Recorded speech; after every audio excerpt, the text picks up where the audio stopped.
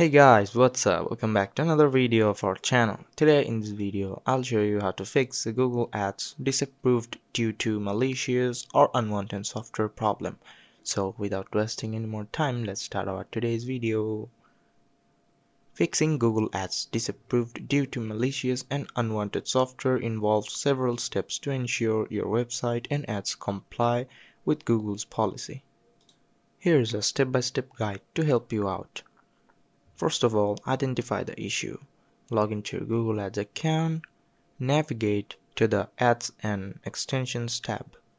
Find the disapproved ad and hover over the status to see the reason for disapproval.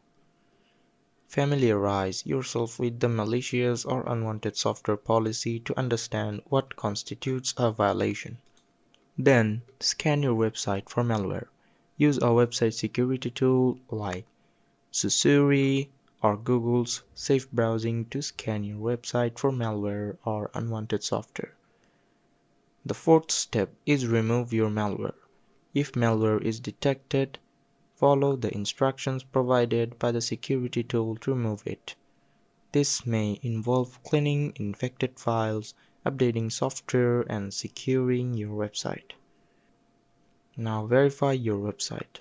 After removing the malware, verify your website with Google Search Console to ensure it is clean. This can help speed up the reapproval process. At last, resubmit your ad.